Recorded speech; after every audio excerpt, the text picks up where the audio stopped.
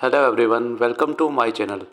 आज हम हमारे चैप्टर नंबर 1 में क्लास 11th फिजिक्स में जो यूनिट और मेजरमेंट चैप्टर है उसमें हम पहला क्वेश्चन करेंगे जो एनसीईआरटी के पीछे दिया हुआ है। क्वेश्चन नंबर 1.1 इसका पार्ट ए क्या है।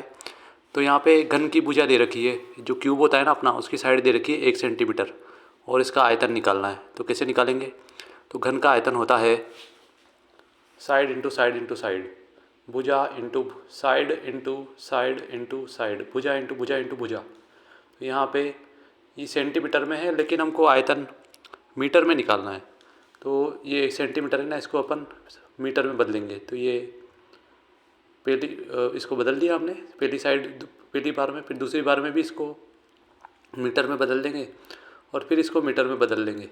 तो हमें जो घन का आयतन है वो कितना मिलता है, तो वो हमें मिलेगा ये 100 इंटू 100 इंटू 100, 10 की पावर 6, 10 की पावर 6 ऊपर जाएगी तो -6 मीटर क्यूब। अब स्टूडेंट हम जो इस क्वेश्चन का पार्ट बी है वो देखेंगे। यहाँ पे अपन को एक बेलन दे रखा है, बेलन ये रहा। इसकी ऊंचाई कितनी है? Height 10 centimetre, height of cylinder 10 centimetre, radius of cylinder कितनी दे रखी है? 2 सेंटीमीटर। और इसका सरफेस एरिया, यानी कि ये जो पार्ट दिख रहा है आपको, सरफेस एरिया ये होता है, ये वाला बीच वाला पार्ट ये होता है सरफेस एरिया। ये निकालना है अपन को कितना आएगा। तो इसका फॉर्मूला आप सभी जानते हैं, बेलन का सरफेस एरिया या बेलन का पृष्ठीय क्षेत्रफल 2πr/h। अब ये क्वेश्चन में पूछ रहा है कि मिलीमीटर स्क्वायर में निकालना है। तो पहले अपन है ना इसको मीटर में निकाल लेंगे, उसके बाद इसको मिलीमीटर में बदल लेंगे, ठीक है। तो हमें ये फॉर्मूले में बस वैल्यू डालनी है और कैलकुलेशन करनी है। तो देखिए, तो स्टूडेंट्स हमने वैल्यू डाल दी है। 2π की वैल्यू 3.14, फिर 2/100, आर की वैल्यू 2 सेंटीमीटर है। इसको मीटर में बदलने के लिए हमने 100 से डिवाइड कर दिया है। अब ये हाइट कितनी है? 10 सेंटीमीटर। इसको, ये भी सेंटीमीटर में है, इसको हमने 100 से डिवाइड करके इसको मीटर में बदल दिया है। तो हमें मिलता है 12.56। कितना मिलता है? 12.56 बटे ये 1 0 से 1 0 कैंसिल, नीचे 3 0। अब ये यहाँ पॉइंट के 3 डिजिट बाद 0.012, ये हमें आंसर मिल जाएगा मीटर क्यूब में। लेकिन हमें मीटर क्यूब में नहीं निकालना है, हमको मिलीमीटर क्यूब में निकालना है। तो 1 मिलीमीटर होता है, 1 मीटर बराबर 1000 मिलीमीटर। तो अब हम इसे 1000 इंटू 1000 इंटू 1000 यानी कि 10 की पावर 9 से मल्टीप्लाई कर देंगे तो हमारा आंसर हमें मिलीमीटर में मिल जाएगा। तो डियर स्टूडेंट्स, हमें हमारा आंसर मिल चुका है। हमने ये मीटर क्यूब में था, 1 मीटर में होते हैं 1000 मिलीमीटर। तो हमने यहाँ मीटर क्यूब है तो 3 बार 1000 से मल्टीप्लाई कर दिया और हमें ये मिल गया। अब फाइनली हम चाहें तो पॉइंट को यहाँ पे लगा सकते हैं। तो यहाँ पे देखिए, पहली डिजिट दूसरी डिजिट, अगर हम पॉइंट को यहाँ लगाना चाहते हैं तो यहाँ से 2 0 हम मतलब हम कम कर देंगे। तो यहाँ पे 1.2 इंटू 10 की पावर 2 0 कम करेंगे तो 7 mm³ हमारा आंसर हो जाएगा। डियर स्टूडेंट्स, अब हमें वेलोसिटी दे रखी है, एक कार का वेग दे रखा है 18 किलोमीटर प्रति घंटा, मतलब ये 1 घंटे में 18 किलोमीटर चलती है ये कार। अब ये 1 सेकंड में कितना चलेगी, यानी कि किलोमीटर को अपन को बदलना है मीटर में। तो 1 किलोमीटर में होते हैं 1000 मीटर।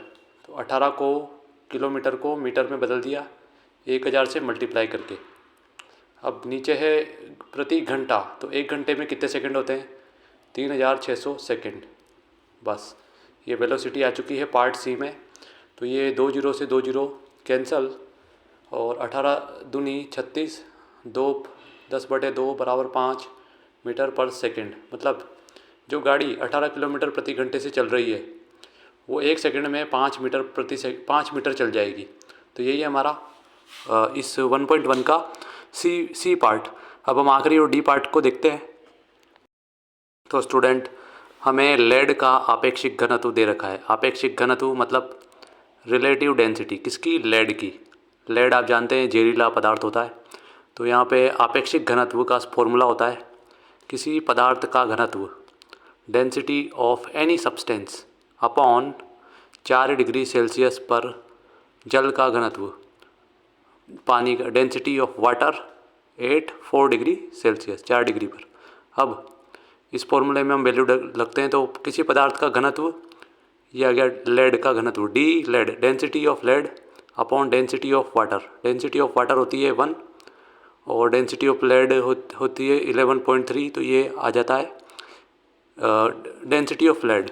ठीक है, डेंसिटी ऑफ लेड मतलब लेड का घनत्व, ये लेड 11.3 किलोग्राम प्रति मीटर क्यूब में।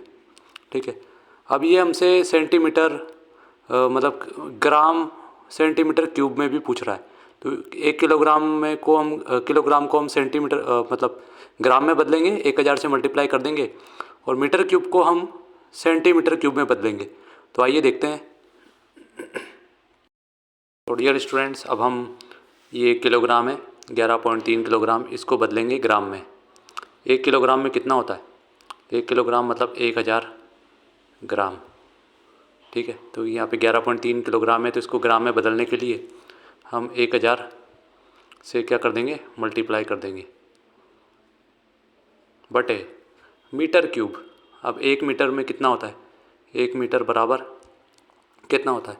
100 सेंटीमीटर, लेकिन यहाँ पे मीटर क्यूब है, तो यहाँ पे 3 बार लिखना पड़ेगा हमें, 100 इंटू 100 इंटू 100। अब यहाँ देखिए, ये आ गई लेड की डेंसिटी बराबर, ये 2 जीरो से 2 जीरो कैंसिल, ये 1 जीरो इसको बना देगी 11.3 को 113। अब नीचे 4 जीरो है, 1 2 3 4, तो ये आ जाता है 1 2 3 और एक और जीरो लगा के 4, ये आएगा ग्राम प्रति सेंटीमीटर क्यूब में हमारा आंसर। तो हमने ये पहला क्वेश्चन पूरा कर लिया है, चारों पार्ट कर लिए हैं। If you like this video please like share and subscribe my channel, ताकि मैं आपके लिए और इससे अच्छे वीडियो ला सकूं। Thank you.